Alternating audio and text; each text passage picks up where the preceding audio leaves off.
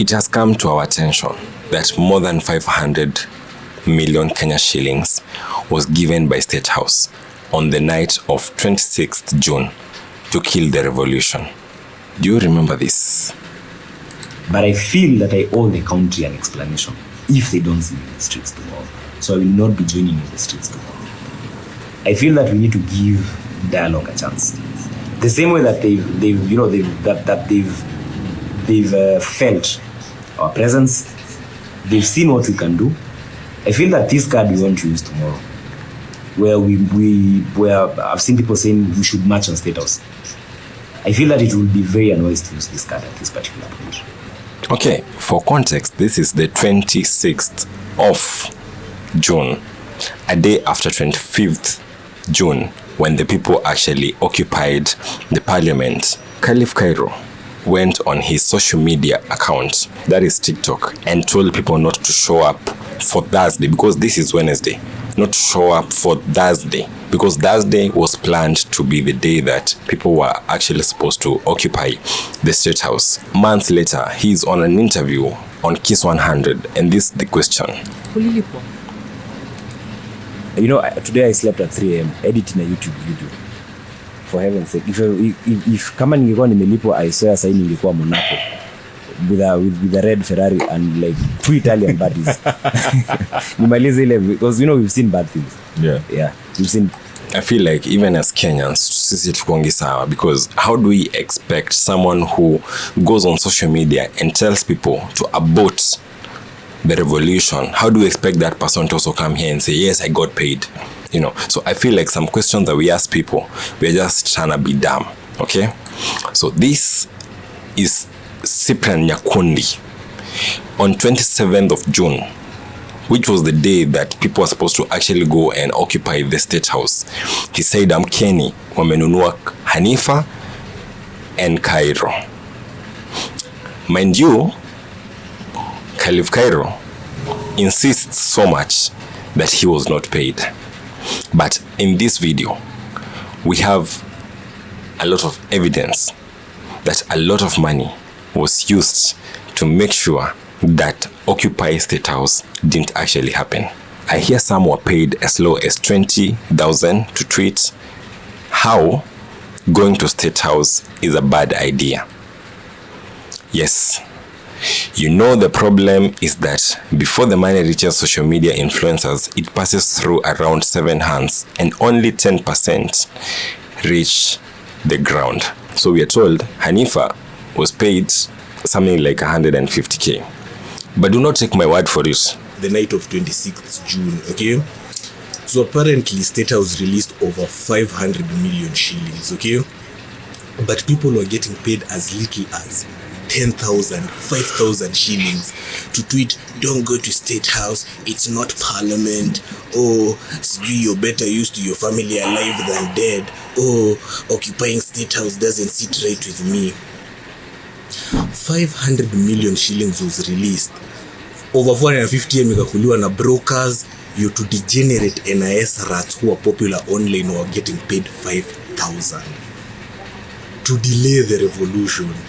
If you were on Twitter or X during that time, you might have come across tweets like this. Stay at home, guys. State House is a no-go zone. You're told such a tweet, people are being paid 10,000 Kenya shillings for that. We have already lost enough lives. Occupy State House means more dying. That one would get 15,000 Kenya shillings. We have already won, guys. The president has dropped the finance bill. Occupying State House is not a good idea. That one would get 30,000 Kenya shillings. I want you to keep imagining, keep going back. Yes, do you recall reading such tweets? State House is a highly guarded area. That one would get 20,000 Kenya shillings. And lastly, there would be something like the idea of occupying State House does not sound good. That one would get 20,000 Kenya shillings. Funny enough is that these people were not only paid money, they were also fed what to tweet about. And then there would be something like this. This one is with a bit of a personal touch. You know, these are big brands who you cannot exactly just tell what to say. You have to let them cook. You have to let them say that which is deep within them, but still deliver your message. Someone like Kimuzi would say, kindly don't penetrate a protected area. Message inaweza sound different. Just like last time, niliwashow mrudi nyumbani before 4. Don't lose thousands of lives. Low-key, this person is scaring you. This is called woga, fear-mongering. Manoti says, those guys telling you to occupy State House are not in the country. State House is a protected area. It may turn ugly on protesters. You keep getting the word protected area. You see, the word is very highlighted. Protected area. These persons were given like it's in marketing it's called a target word, a tag word, you know, tag name, protected area. Look at Shanky. Do not occupy State House, comrades. It's a protected area. Yesterday they killed so many Gen Zs who occupied State House Nakuru, which I don't know if that was even true. But fear, selling fear. And then Digrata says, mimi sikata historia kwenda State House, but that is a protected area. It might turn ugly. This is not a paid tweet, just for awareness purposes. This one is even a worse culprit. Why are you telling us you are not paid? We did not tell you you are paid. Why are you telling us that you are not paid? Essentially, all these people were being bankrolled by the government. All this, please, if you have a good memory, you may remember these things happening. So, someone says, let us count our wins. Someone else says, remember, you have a family back at home. Another one says, you are too young to die. All these are tweets, bro. And the last one would say, you will die alone. Bro, these guys were hired to specifically sell fear amongst the young people so that the young people cannot go ahead and occupy the State House. How much money was given and who gave the money? Here's the whole juice. On June 26th, that is 2024, at around midnight, the State House released around Kenya shillings 500 million when there were fears that State House would be occupied. Around 450 million was eaten by cartels, and Kenya shillings 50 million used for campaigns including social media. If you were paid little, you were used. You just mnachanuliwa to the money that was released by the government in the midnight. You know, these guys operate at night like the crooks that they are. Unaambiwa usiku ni ya watu wawili, watchman ama mwizi, who are you? Of course, the brokers took around 450 million of that money, and only 50 million actually go to the people. And how do we know this is what happens? Because the person who's writing about this expose himself, he got approached. Kenyans wanted to finish the assignment, but most of you were given chums to discourage people from going to State House. Personally, I was offered Kenya shillings 30 million to blame Rigiji and discourage people from going to State House, but I refused. So unaona hata mambo ya mrimo imeanza kuingia hapa. Kumbe even this Rigiji staff zenye wanasemaga kwamba ni Rigiji alikuwa amepanga hii story. Kumbe it's just something that they created to blame someone for it.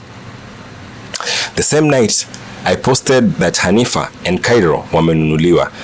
I had been approached earlier. In fact, they sent around 4 people to me and I refused. Even tweets Hanifa posted, I had already seen them earlier. So this tells you, these guys were not only told to post, they were also given the script on what to post. Kuna tweets zenye popular bloggers tweeted, lakini umse alikuwa ameziona mapema. So then someone asks him, ukakataa 30? What? Hell no. And this is the answer that Cyprian gives. That is what they usually quote. But imagine Kenya shillings 30 million ingepeanwa. Cartels will take around 20 million. And I'm sure if I had accepted, only Kenya shillings 10 million would have reached me. Then unaanza kutumika kama malaya. Hit town norma. Because honestly, you know, like, government is the biggest crook. There's no way you're taking money from a crook and just walk free. Don't you, like, guys, I'm watching movies za watu wa madre, watu wa drugs. The moment you get into bed with them, you are with them forever. There's no quitting. You understand? So there's no way. Sasa ulilipwa 10 million, ukatweet, guys, don't go to the State House, and then the government wants you to tweet something else, and you're like, you guys pay up first. What you're going to tweet, bro? You will tweet. You understand? I feel like that is what Cyprian Nyakundi is saying. Kimuthi was one of the biggest contributors to the Occupy Parliament protesters. He was very vocal during that time, but on the 26th and 27th of June, he changed tune completely. This is him. Occupying State House is a tantamount to treason, though. We still push tomorrow. If genuinely utoe feelings na hasira, you shall realize kutakuwa na bloodshed and we shall achieve nothing. We shall achieve nothing. I want you to realize the kind of hopelessness that these guys are selling. They're not only selling fear, they're also selling hopelessness. Don't breach the walls. But let us move forward. Kuna many government offices to start with. What are you telling me? So they've occupied the parliament. They've occupied, I feel like the parliament and the senate are the same thing. So he says there's many other government offices to start with. What else? Your chief's post? Where? What else is above parliament? Judiciary, ulikuwa nataka watu wa attack judiciary. Why? The end goal was State House. But you guys were paid enough money to kill the revolution, to kill the uprising. And today, whatever we are going through, bro, you have the blood in your hands. This is a call to all those who got paid, because we are not going to mention them one by one, but they know themselves. Cyprian Nyakundi puts it very clearly. This State House thing isn't over. People must confess. You don't eat blood money where your brothers died. Their blood will haunt you. You become worse than those who pulled the trigger. Speak now or carry the weight forever. You know what? I even saw a tweet that was saying at the State House has, I don't know how many thousand snipers, and they are more lethal than those ones who were in parliament. Bro, that is someone who is tweeting to instill fear in you that there are better snipers in State House than even parliament. So they're telling you that you should be sure. You be sure that when you go to State House, you will die. That's exactly what they're telling you. Is the government speaking without government speaking? Is the government speaking using foolish people as the mouthpiece? This is the final thing. Not all money is to be eaten, especially from the people who have killed your brothers. That is the takeaway, bro. Because from here going forward, a lot of revolution, a lot of uprisings are gonna happen. I'm sure of that because I know that this Kenya is operating at a very bad state of things. A lot of these things are gonna start happening. Now the question is, are you going to be among the people who's gonna take money and betray the revolution? Are you going to be part of the people who takes the money and joins the oppressors? Where will you be? Where will you be?